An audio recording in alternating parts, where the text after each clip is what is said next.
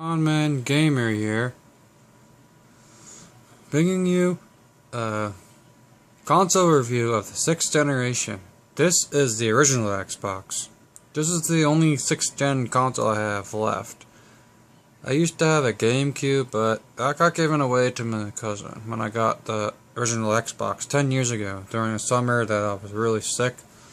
I had cancer that summer, and then my cousins saved up their money and got me an original Xbox in 2004. I was really sick that year. Here it is, looks brand new. There, this is a review. Build quality of this is a 5 out of 5. This thing was like a tank. See this black thing? This is the eject button, the power button, and you had to cover up one of the 4 controller ports to get DVD. This is DVD, Dolby surround sound, and this console has a Intel Citrino 785 megahertz CPU, 64-bit CPU, and it has an NVIDIA GPU, 128-bit graphics. And this console could have some games be up to 1080i. Wasn't really full HD, but it was high def. And most of the games were 720p. Some of them went up to 1080i, depending on the game. Like Halo 2 was 720p, and then if you got an adapter, it could go up to 1080i. Some sports games support a 1080i, like FIFA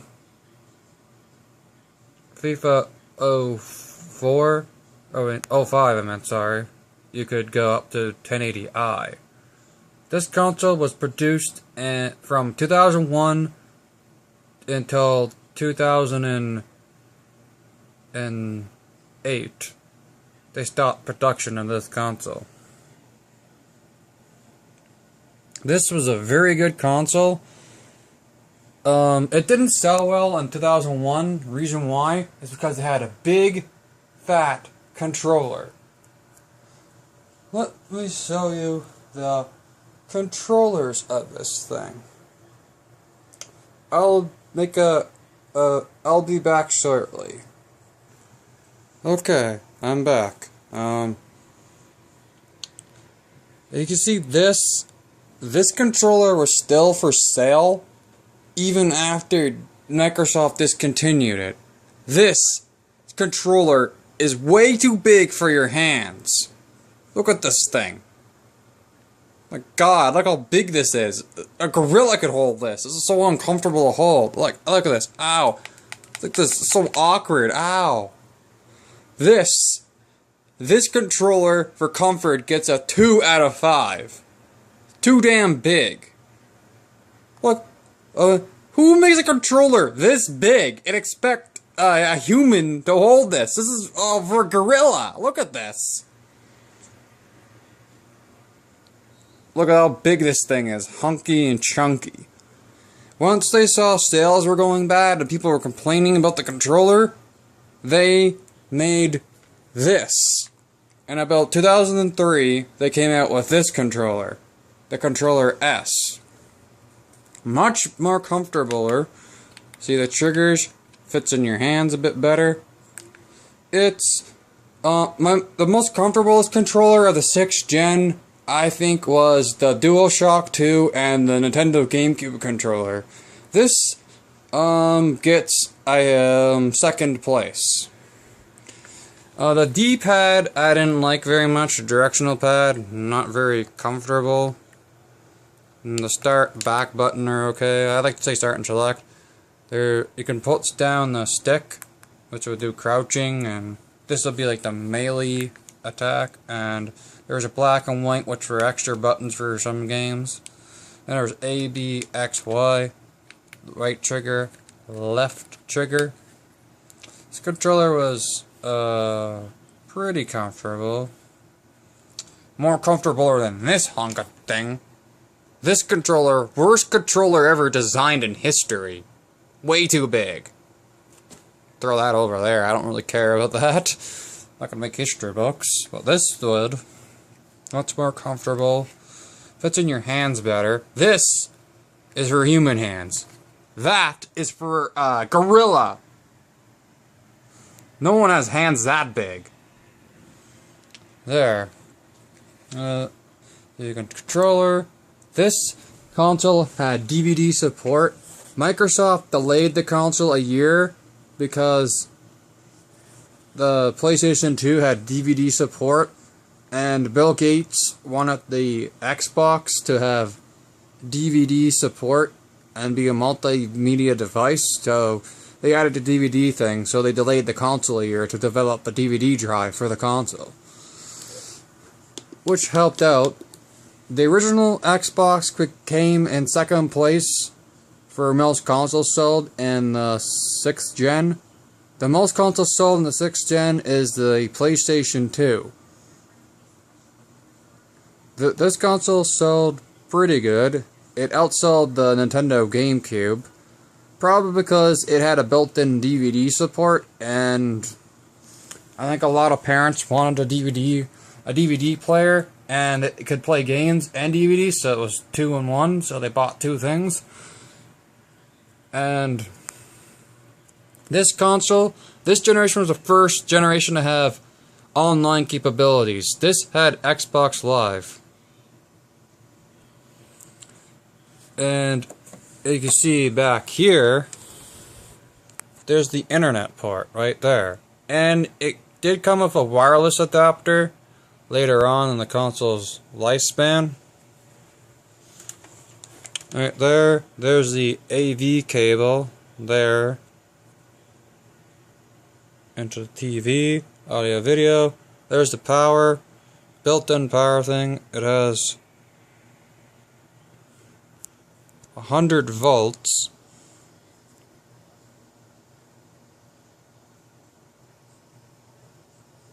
Volts, 50 to 60 hertz, 127 volts, so 2.1 amp. Alright, here's the bottom of the console.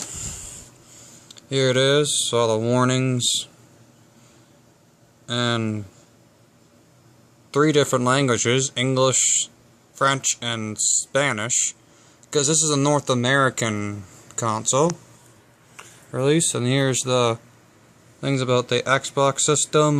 You can pause and read that if you want. Looks like this bottom part, maybe they thought about making an expansion thing in the bottom of that, and then they probably scrapped it out the last second in the factory. And here is the serial number. This is way out of date now for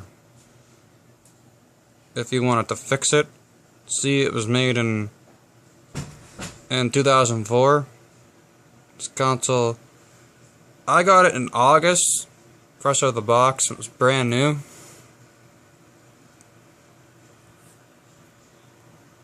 It was brand new, and I got it. And there's all the different stuff. There's the fan vent. This fan was loud. That was the only problem with this console, was the fan was extremely loud. When I was watching a movie, it was going the whole time. I had to turn up the volume of my TV, and that kind of woke up some of my family members. And this console has Windows XP on it. You could get Linux on it because it had an x86 CPU.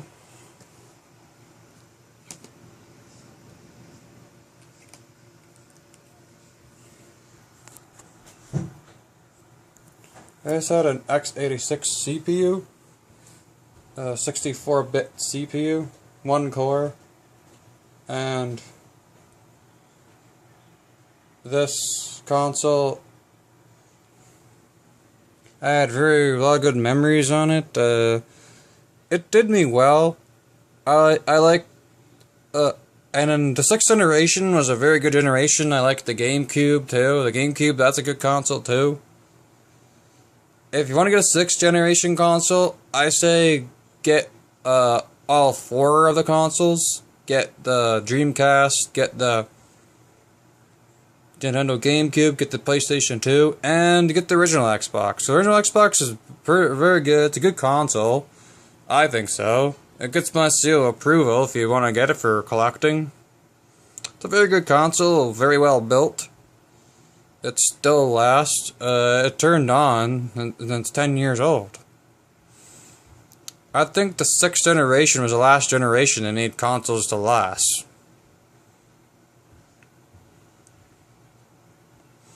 This console is... it's good. That's where the memory has a built-in hard drive. This was the first console in history to have a built-in hard drive. I think it has 4 gigabytes inside, which was pretty good, kind of basic, even when it came out. But it never ran out of space. I had a lot of games on here. I didn't download anything on it, but I hope you enjoyed this video. This is Conman Gamer signing off. If you want to see any more of my videos, subscribe. Please comment and subscribe and hit the like button.